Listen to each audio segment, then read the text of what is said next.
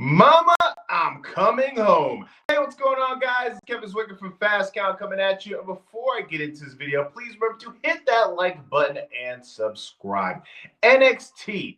It has been a show that has taken various forms throughout its inception. It went from being a game show where we saw Bryan Danielson being mentored by The Miz to one of the hottest promotions in all of professional wrestling during the NXT Black and Gold era, to NXT 2.0, to going head-to-head with AEW, to its current state that it's in right now. It is no doubt that NXT has played a significant role in the history of the business ever since the concept was executed. And tonight really felt as if it was like a high school reunion where you saw many of the faces that you associate with NXT throughout the years. We saw a shocking return of Shayna Baszler. Shocking because, as you guys should know, at this point, she was released by WWE not too long ago. But we saw many of the major names that were playing a significant role throughout the history of the brand. We saw Finn Balor come back to his OG music. I thought that was a nice touch. We saw Rhea Ripley, Stephanie McCure,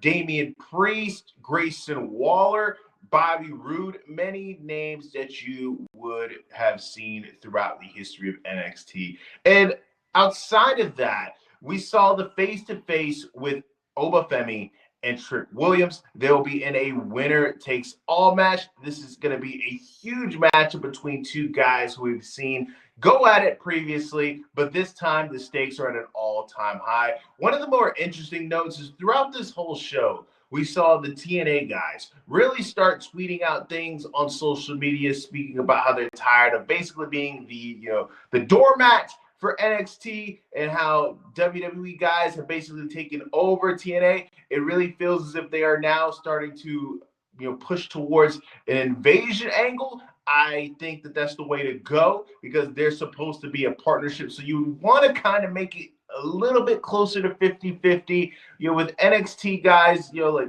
Trick Williams being the TNA champion, and we've seen people like JC Jane hold the knockout title. It's pretty clear at this point things aren't equal, and they'll probably never be equal. When you're in a partnership with WWE, you would assume that they're going to be in the dominant position, the majority of the time, but at least you want to get this thing at least closer to, maybe like 60-40 or 65, 35, something to where it's not so dominant to where TNA looks like they don't even belong on the same stratosphere with the NXT individuals. But this was a good show. If you're a fan of NXT, I feel like this was a show that was going to really pull on your heartstrings and really have you reminiscent on the golden era of NXT. One notable exception of the names that wasn't mentioned was the Undisputed Era.